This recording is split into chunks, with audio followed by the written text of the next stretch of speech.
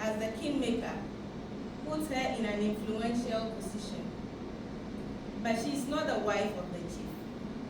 In Ekonu, the Obahima has a stool next to the chief. She is selected along the same matrilineal line as the chief. And it is she who nominates a new chief when the old one joins his ancestors. She is recognized as the one who knows the intricate web of matrilineal inheritance and therefore is best suited to identify the next chief. Of the various levels of governance, the chief is the closest to the people. Every community has one. He lives among the people and is the one they turn to with any issues. Nana Ngoma II, known in private life as Somia,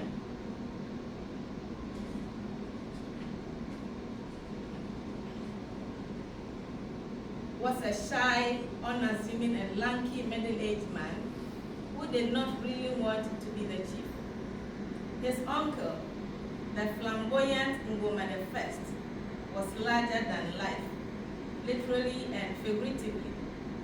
The younger man always felt intimidated and never saw himself as eventually occupying the stool when the older one passed. He ran away to Obuasi, the gold mining town, when his uncle fell ill. When he had not returned to Ekonu after 2 years, the village people sent a delegation to Obuasi to bring him home. Somia overcame his apprehension and accepted to be chief, though actually he had no option but to accept. He and the visiting delegation came to an agreement about when he would return to Ekonu. 2 of the members stayed at Obuasi with him and the rest returned home. The Obahima then caused the gong gong to be beaten to summon all the people to the palace. It was around 6:30 p.m. in the evening. The sun had already set when the stool messenger, Ngoma, set off with his gong gong. He stood in the street beside the communal well and began hitting a small metal stick against the gong gong. Gong, gong, gong, gong. He stopped to make sure he had everyone's attention. People stopped whatever they were doing and listened. Then he continued in a loud voice. Nolo, yo, Ekonu eswawle minyane male. And here I'm written in the local language, Enzima. Ke Obahima ne yimba yima se Yezebelen. Eshimamule doni nyo. Yeshia bemu ala wo ahimfie. Edawo mo wa mala. Etundane koledi. Ba yi. Gong, gong, gong, gong. Gong, gong, gong, gong. So it translates loosely in English as hear ye, men and women of Ekonu. This is what the Queen Mother and her elders have asked us to tell you. This Sunday at 2 p.m., we need all of you at the palace. Anyone who fails to come will face a huge fine. By ye, gong, gong, gong, gong. Ngoma went on to 3 major stops on the street to make the announcements. He proceeded to the 2 other streets and did the same. That Sunday around 3 p.m., the people of Ekonu gathered at the palace. Although the announcement had said 2 p.m., most people, as usual, saw that as the time to set off from home.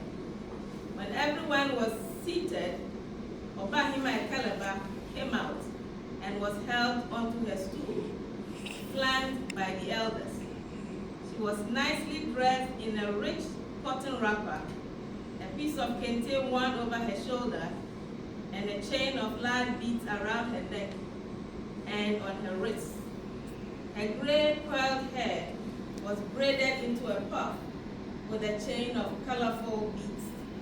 Her spokesman, Openi Ekobo, stood up and addressed the gathering. Ladies and gentlemen of Ekonu, this is what Nana Obahima and her elders say to tell you. The the delegation from Obuasi has returned with great news. Our new chief will be here by Kundum. The exact date of Somia's arrival was kept a secret. Even then, the idea that they would have a chief by the Kundum festival was enough to get them excited. After 3 years, they would have a Kundum festival in the presence of a chief. They would spare no effort in making it a memorable one. They let out a loud cheer. Ego! Ego! The spokesman sought their attention again. Hope I'm still within time. 2 moments, okay. I know it's exciting news. It also means that there's a lot of work to do. From this week onwards, we all need to ensure that this entire village is as clean as possible. There will be a lot of communal work needed to clear and widen the footpath to the village, to clean, polish, and paint the communal canoe, and to make sure that the palace is in excellent shape. So I'm going to jump a bit to when they actually get to outdoor the chief.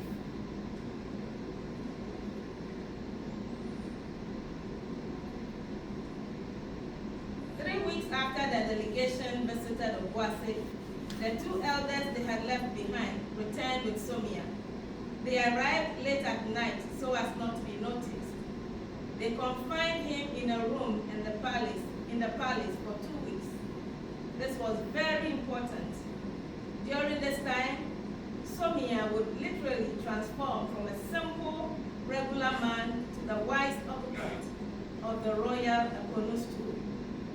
During his confinement, he learned the history of the royal family and about the previous occupants, their strengths and weaknesses, and the lessons learned from their lives that should guide him.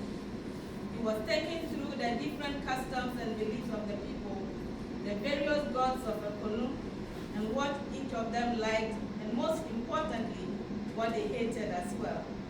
He also needed to understand the customary laws, including the role of the chief within the paramountcy.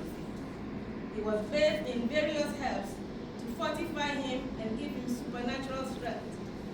He had very little contact with people. Even his wife could not be with him. His food was specially prepared and tasted in front of him by one of the members of the royal family before he was allowed to eat. The palace guarded the secret so well that it took a whole week before people began to suspect that their new chief had been confined. All this while, beautification work in and around the palace continued. The installment was set for Friday, 2 weeks after his confinement, during which he was also expected to pick the name he would like to have once he was installed. The young man settled on Ngoma, having been impressed with the wisdom, strength, and magnanimity of his predecessor, Ngoma I.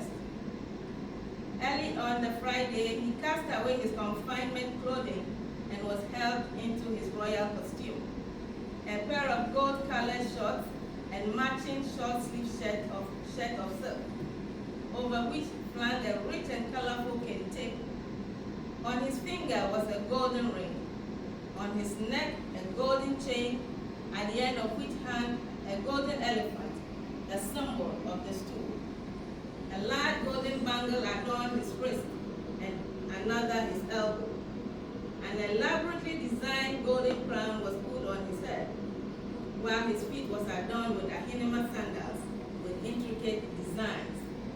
Golden staff in hand, he was held onto the special stool by the kingmakers. After holding court for a short time, he was now ready to be outdoors. The transformation was amazing. Once everything was ready, he was held into his decorated palanquin. A young girl of about 6 years, a Bechi, also regally dressed, sat in front of him. Somia, now Nana Ngoma II, held in one hand a bodua, and in the other the ceremonial sword. As 4 strong paws supporters carried him along the main streets of Akono, he danced in his palanquin, swaying the bodua and the ceremonial sword from the left to the right and then to the middle on his chest. This gesture is explained to mean that the left and the right of his chiefdom are one, and they belong to him. Two tall men held two large colorful umbrellas over his head, which they kept spinning. The local band played joyful music as the procession continued from one end of Akono to the other. Food and drinks were in abundance. The partying went on throughout the weekend. It was an unforgettable experience. Thank you.